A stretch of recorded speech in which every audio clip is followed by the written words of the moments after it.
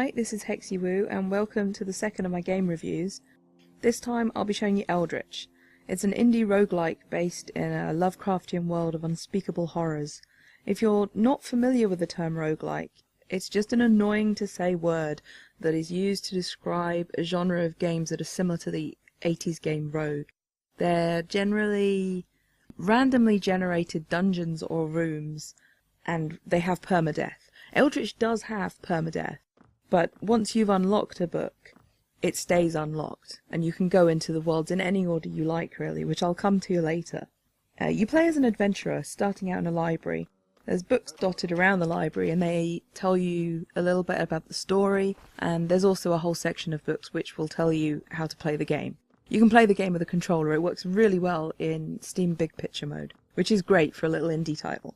It looks a lot like Minecraft. It really, really does look a lot like Minecraft, but don't be put off by that because it's nothing like Minecraft at all. It doesn't play the same way. It's completely different.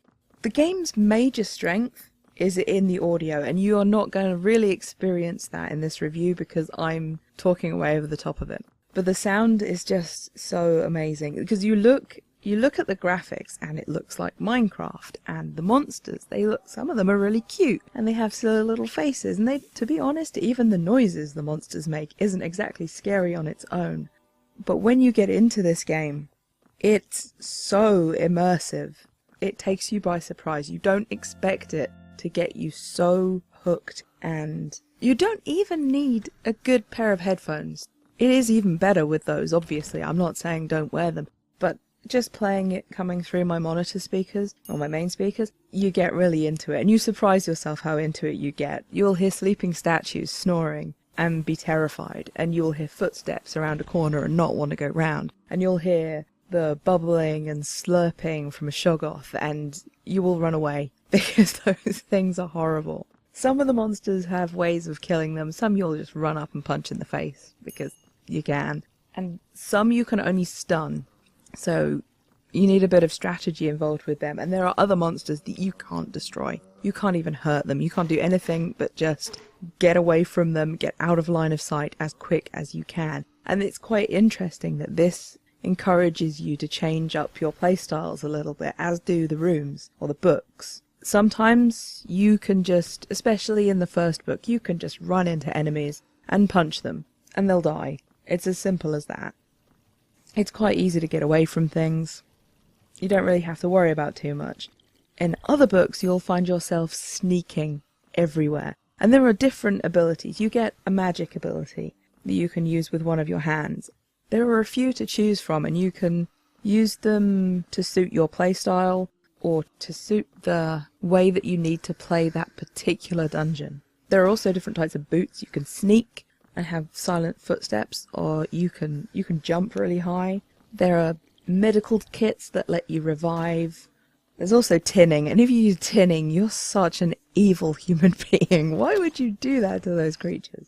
There's amulets too that have different abilities. If you really want to just run through the level, then the compass is the best. It's the first thing you get in room 1. It's the very first thing. You get a compass. It shows you where the exit is. So if you can get a compass and some dynamite, you generally sort it. You just blast a hole down. The different books do make you play differently. I do find the difficulty is a little bit messed up in the progression, because I find, and I've read other people find the same thing, book 1's really easy. Book 2 is really, really quite hard in the grand scheme of things, especially compared to book 3. Book 3 is okay. They're in a weird order. So personally, now I've got them all unlocked, I play book 1, then book 3, then book 2. It's because I find the monsters in book 2 are a lot harder to deal with. Especially the lizardman statues, and I hate them. If you don't like the weeping angels in Doctor Who, you'll hate them too. They're basically the same idea. You do not turn your back on them, or you'll die. There's also currency you'll find scattered around the place in the form of these blue coins, which are artifacts. And they're really useful. And you can store those in chests, and you can store those in the library. There's a chest there. I'm not sure how useful that really is. I mean, unless you go through the first room and you collect all the artifacts, come back, dump them in the chest and restart, I'm not sure how useful it is. I've never really used it. Now, having said that the first the first book is really easy. If you find that the whole game is really easy, which is possible, I'm bad at these kind of games, so I mean, it was quite easy, but it wasn't really easy. But if you find that it's really easy, then I would suggest to you, grab that compass, run to the end, just speed run the whole thing. Do all of the levels, because there is New Game Plus. It's a bit of a giveaway, but there is New Game Plus in this game. And it is massively difficult compared to the first run through. And you might get a little bit more out of it, but the only thing is, with any game with New Game Plus, you don't necessarily want to see everything in the first run, because it makes the second run not quite as interesting. So I would suggest, if you're finding it really easy on book 2, then I would just blast your way through. Literally. Another last thing I will say about this game, just to say how great I think it is. I think it's definitely worth your money. It's not an expensive game.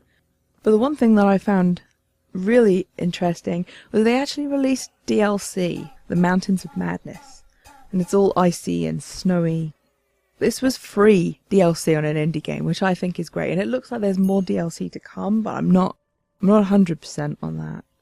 But it changes things up again, as I spent so long on book 2 and the library being a little bit sneaky, and then it comes to the DLC and there's icicles on the ceiling which you have to run from. You have to run through those or you will die. So I'm trying to still get my head around running, which I can't do yet. So I die. But I would say definitely pick this game up. It's not even that expensive, so you don't have to wait for a sale. Do it.